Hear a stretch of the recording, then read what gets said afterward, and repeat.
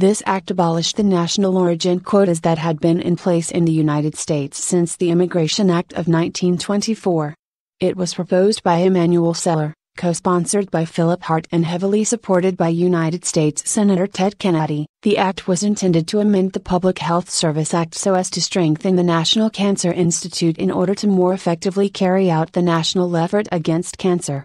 It was signed into law by then U. A United States federal law which increased disclosure of contributions for federal campaigns, and amended in 1974 to place legal limits on the campaign contributions.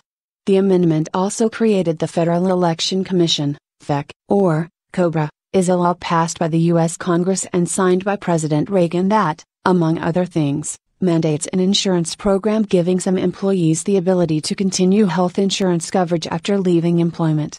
Originally sponsored by U.S. Representative Ron Dellums in 1972, this was the first United States anti-apartheid legislation.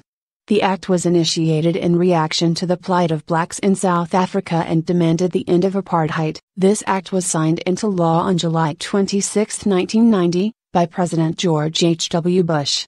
The ADA is a wide-ranging civil rights law that prohibits, under certain circumstances, discrimination based on disability. Enacted August 18, 1990, this was an act of the U.S. Congress named in honor of Ryan White, an Indiana teenager who contracted AIDS through a tainted hemophilia treatment in 1984, and was expelled from school because of the disease. This is a statute that was passed in response to a series of United States Supreme Court decisions which limited the rights of employees who had sued their employers for discrimination.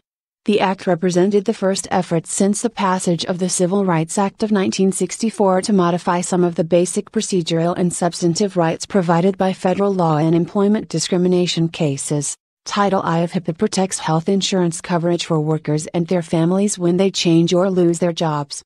Title II of HIPAA requires the establishment of national standards for electronic healthcare transactions and national identifiers for providers, health insurance plans, and employers. This requires that annual or lifetime dollar limits on mental health benefits be no lower than any such dollar limits for medical and surgical benefits offered by a group health plan or health insurance issuer offering coverage in connection with a group health plan. SIP, or CHIP, as it's now known, is a program administered by the United States Department of Health and Human Services that provides matching funds to states for health insurance to families with children. Originally proposed by President George W. Bush immediately after taking office, and sponsored by Senator Ted Kennedy.